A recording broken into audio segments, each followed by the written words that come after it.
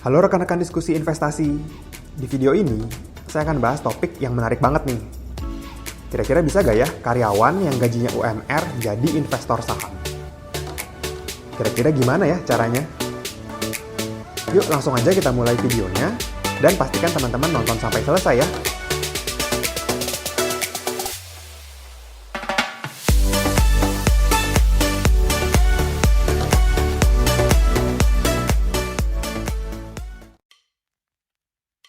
Topik obrolan seputar gaji atau pendapatan sebenarnya masih dianggap tabu oleh kebanyakan masyarakat. Kayaknya nggak pantas aja gitu ngomongin gaji sama orang-orang.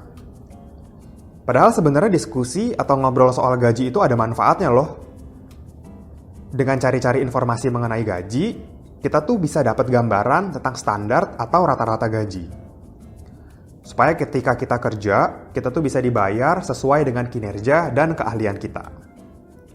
Tapi pastikan teman-teman ngobrolinnya dengan orang-orang terdekat yang bisa dipercaya ya. Lanjut lagi, setelah ngomongin gaji, ada topik yang lebih menarik, yaitu ngomongin gaji dengan investasi. Kira-kira gimana ya hubungannya investasi dengan gaji? Teman-teman tahu gak nih jumlah investor di Indonesia itu ada berapa? Totalnya itu cuma ada 2,7 juta investor dari total seluruh penduduk Indonesia yang jumlahnya 270 juta orang itu. Bayangin aja, cuma sekitar 1%. Dikit banget kan? Jadi kebanyakan orang nggak berinvestasi itu alasannya ada dua. Yang pertama nggak ngerti, nggak paham investasi itu apa. Lalu yang kedua karena nggak punya uang. Alasannya gaji atau penghasilannya kecil, jadi setiap bulan selalu habis. Kasarnya kan kalau untuk kehidupan sehari-hari aja habis nggak cukup, gimana mau ada uang lebih untuk berinvestasi? Kan nggak bisa ya. Tapi sebenarnya bener gak sih kalau gaji itu selalu pas-pasan dan habis tiap bulan? Atau karena kitanya aja ya yang nggak bisa ngatur keuangan sehingga gaji itu selalu datang lalu pergi, hilang nggak bersisa kemana tahu. Menurut saya, kalau kita bisa mengelola uang dengan baik, sebenarnya kita tuh bisa banget loh berinvestasi. Kalau gaji 3 juta, bisa kok kalau diusahain. Gaji 4 juta, bisa-bisa aja. Lalu gaji 5 juta, ya pastinya bisa banget dong. Karena kan gaji 3 juta sama 4 juta aja bisa, masa gaji 5 juta nggak bisa? Tapi selalu yang jadi pertanyaan berikutnya adalah gimana nih caranya? Nih ya, di video ini saya akan kasih sedikit tips and trick supaya teman-teman bisa berinvestasi meskipun gajinya 3 juta sampai 5 juta. Tapi sebelum berinvestasi, ada tahapan-tahapan yang harus teman-teman penuhi dulu.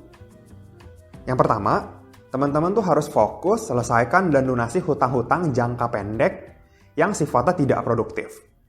Contohnya seperti cicilan gadget, cicilan kamera, pinjaman online, dan yang lain-lain. Pokoknya sifatnya konsumtif dan dalam jangka pendek. Karena biasanya hutang-hutang kayak gini nih berbunganya cukup besar. Kalau nggak segera dilunasi, nanti yang ada teman-teman uangnya tuh semakin habis untuk bayar bunga. Pokoknya jangan sampai deh kayak gini. Lalu yang kedua, teman-teman tuh harus punya dana darurat dulu. Jadi dana darurat itu seperti dana cadangan yang teman-teman punya dan bisa dipakai suatu waktu apabila dibutuhkan. Misalkan ketika kendaraan teman-teman mogok atau rusak, nah itu kan harus segera diperbaiki tuh. Karena kan kendaraan itu kita pakai ya setiap hari untuk cari uang. Jadi pokoknya itu harus dibenerin. Nah, dana darurat ini untuk mengcover kebutuhan-kebutuhan tidak terduga seperti itu. Contoh lainnya, misalkan kalau sakit, masuk rumah sakit, nah beli obat, bayar rumah sakitnya ini bisa pakai dana darurat. Lalu contoh lainnya, seperti saat pandemi gini nih. Mungkin ada teman-teman yang penghasilannya berkurang, atau bahkan ada yang sampai di PHK. Nah, teman-teman tuh bisa pakai uang buat kehidupan sehari-hari dari dana darurat ini. At least sampai penghasilan teman-teman balik lagi seperti saat normal, atau sampai teman-teman dapat pekerjaan yang baru. Kerasa banget kan pentingnya dana darurat di saat-saat begini? Dari beberapa literatur, disarankan kalau teman-teman masih single, dana darurat itu minimal 3 kali lipat dari pengeluaran bulanan. Misalkan kalau pengeluaran bulanan teman-teman 3 juta, dana darurat minimal adalah 9 juta. Tapi kalau sudah berkeluarga, minimal itu 6 kali pengeluaran bulanan. Jadi kalau misalkan teman-teman pengeluaran bulanannya 5 juta, kalau sudah berkeluarga, teman-teman harus punya dana darurat 5 dikali 6, 30 juta.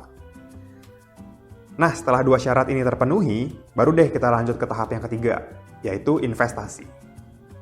Secara khusus, di video ini saya akan bahas investasi saham ya.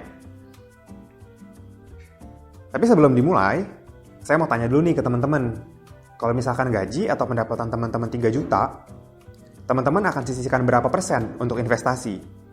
10%, 20%, atau 30%? Kira-kira berapa ya idealnya? Nah, untuk tahu porsi investasi yang ideal, saya sudah coba buatkan perhitungannya nih. Semoga sih bisa membantu teman-teman semua.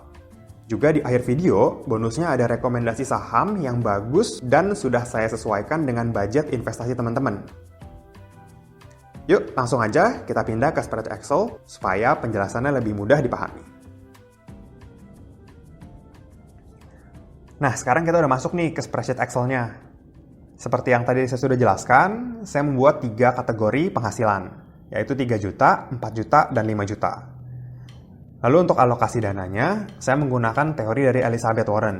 Nah, beliau ini adalah seorang perencana keuangan dan profesor di Harvard yang sudah bertahun-tahun melakukan penelitian tentang teori ini. Secara singkat, teori ini adalah teori persentase pengeluaran kita terhadap besarnya gaji yang kita terima. Contoh, kebutuhan sehari-hari ini maksimal 50%. Lanjut, untuk hiburan maksimal 30%. Lalu untuk tabungan atau investasi itu di 20%. Nah, secara basic, saya sudah kelompokkan lagi, saya sudah bikin lebih spesifik. Untuk kebutuhan sehari-hari, itu kita perlu tempat tinggal, perlu makan, perlu bensin, transportasi, lalu perlu pulsa atau paket internet. Lalu untuk hiburan, saya bagi jadi 2, yaitu untuk jalan-jalan atau nongkrong, untuk amal atau donasi. Lanjut, untuk tabungan atau investasi, saya bagi juga jadi 2, yaitu tabungan jangka pendek dan investasi jangka panjang. Yuk, kita langsung lihat ya alokasinya. Jadi kalau 50% dari 3 juta, kita boleh keluarkan 1.500.000 per bulan untuk kebutuhan sehari-hari. Lanjut, untuk hiburan, 30% dari 3 juta berarti 900.000. Lanjut lagi, kalau untuk tabungan atau investasi 20% dari 3 juta itu artinya 600.000. Nah, makanya totalnya pas 3 juta. Lanjut, begitupun hal yang sama untuk gaji 4 juta, kita bagi ya, ini 50%, 2 juta. Untuk hiburan 30%, 1.200.000. Lanjut, untuk tabungan atau investasi 20% itu 800.000. Oke, untuk yang 5 juta juga kita lakukan yang sama persentasenya. Jadi 2.500.000, 50% untuk kebutuhan sehari-hari, 30%, 1.500.000 untuk hiburan, lalu untuk tabungan atau investasi 20% itu 1 juta. Nah, di sini udah kelihatan ya, totalnya sudah pas. Tapi benar gak sih di kehidupan sehari-hari itu kita bisa implementasikan ini? Kita coba lihat ya. Jadi tempat tinggal atau kos saya ambil rata-rata harga yang sederhana saja itu 800.000 per bulan. Lanjut untuk makan atau konsumsi, itu saya budgetkan sehari 30.000 sehingga 900.000 per bulan. Lanjut untuk bensin atau transportasi, saya asumsinya naik Transjakarta atau komuter line, sekali jalan sekitar 5.000, jadi sehari 10.000. Sebulan itu ada 20 hari kerja, berarti 10.000 kali 20, jadi 200.000 per bulan. Lanjut untuk pulsa atau paket internet, 100.000 cukup lah ya. Kan sekarang udah banyak telepon yang pakai WhatsApp call atau jaringan Wi-Fi pun sudah ada di mana-mana, jadi saya rasa nggak usah terlalu banyak. Lanjut untuk hiburan, jalan-jalan atau nongkrong ini 20%, jadi 600.000. Kalau untuk amal atau donasi ini 10%, biasanya 300.000. Lalu kalau untuk tabungan atau investasi, di sini saya bagi 2 ya. Tadi kan 600.000, jadi saya bagi 2, jangka pendeknya 300.000, jangka panjangnya 300.000. Nah, di sini kelihatan nih ada masalah. Jadi pengeluaran yang kita perlukan ini 3.500.000, over budget. Padahal pendapatan kita itu hanya 3 juta. Kalau terjadi seperti ini, teman-teman harus lakukan penyesuaian. Nah, penyesuaiannya seperti apa? Saya akan coba contohkan. Jadi, ini kan kelihatan nih, ini adalah kebutuhan primer yang totalnya itu 2 juta. Padahal budget kita hanya 1,5 juta. Nah, ini tuh harus dipenuhi, nggak boleh enggak. Jadi mau nggak mau kita harus pindahkan alokasi dana dari hiburan atau dari tabungan ke kebutuhan sehari-hari supaya bisa cukup uangnya. Oke, di sini kita copy karena ini masih sama.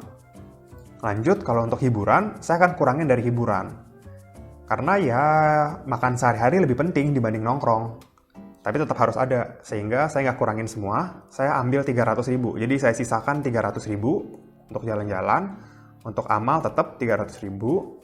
Lalu untuk tabungan jangka pendek, tadinya 300.000, saya kurangin 200.000. Jadi saya nabungnya dikurangin dulu sedikit, karena kebutuhan sehari-hari saya lebih penting.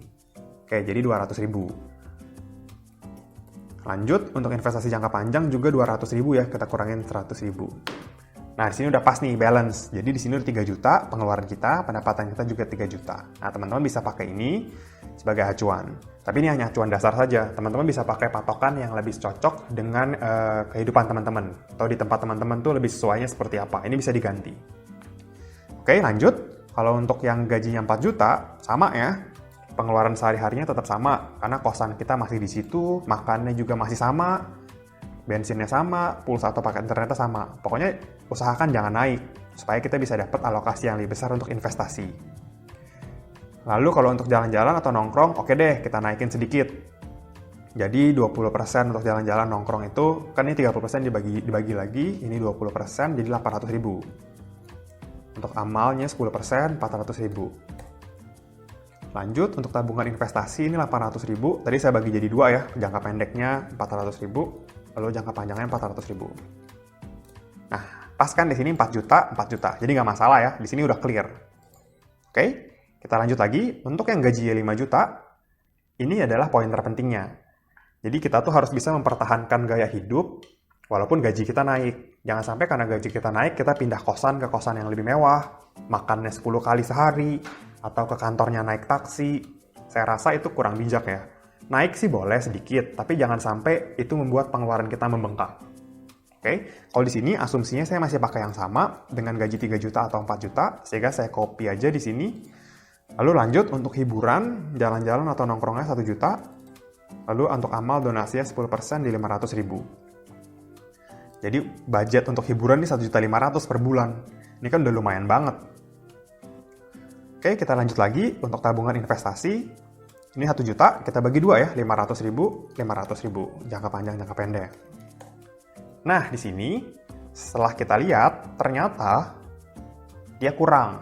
Ternyata gaji kita lebih gede nih, pengeluaran kita cuma 4,5 juta. Jadi di sini pun kita harus lakukan penyesuaian lagi. Kira-kira 500.000 sisanya mau buat apa?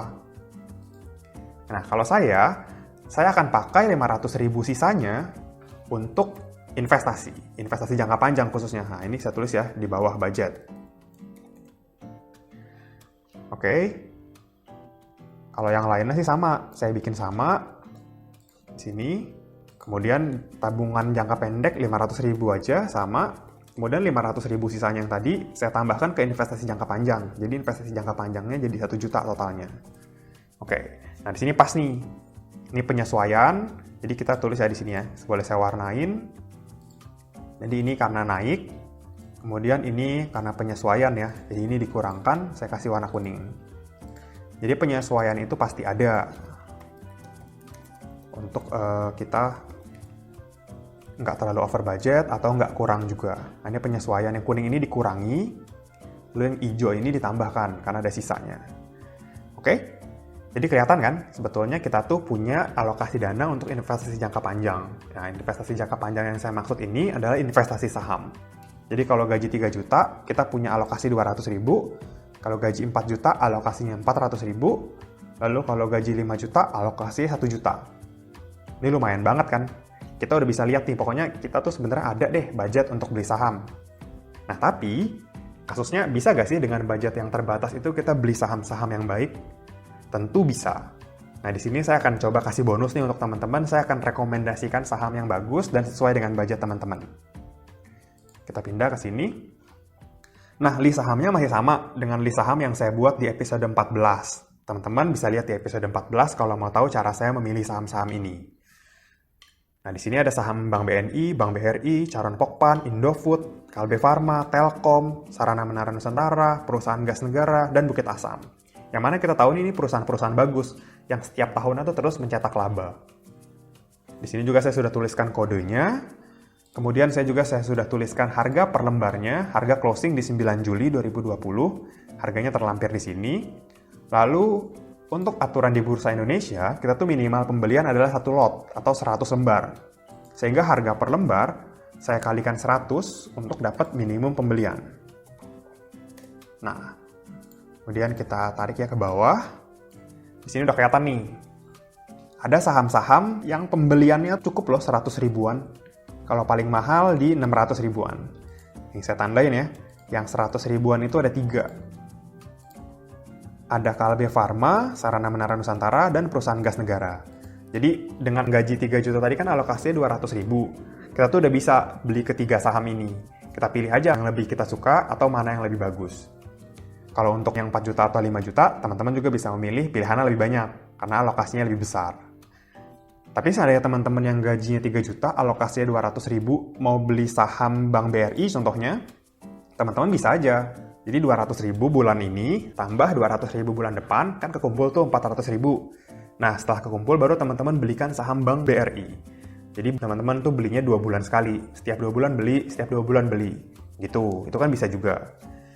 Nah, itu udah jadi pilihan teman-teman. Teman-teman bisa pilih saham mana yang kira-kira bagus menurut teman-teman, yang teman-teman suka. Kalau saya sih sudah screeningkan 9 saham ini cukup oke untuk ditabung.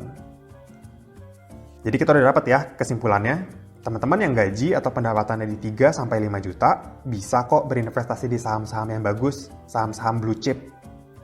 Saya pun melakukan metode investasi seperti ini dan ternyata hasilnya cukup baik. Terutama ketika market sedang turun atau krisis seperti saat ini. Saya sih melihat ini sebagai kesempatan untuk kita dapat saham-saham bagus di harga yang relatif lebih murah. Semoga ini bisa jadi semangat awal untuk masa depan yang lebih baik lagi. Thank you. Sekian dulu ya video kali ini. Jangan lupa like, comment, subscribe, dan share video ini supaya bermanfaat bagi orang lain. Thanks for watching and see you on the next video.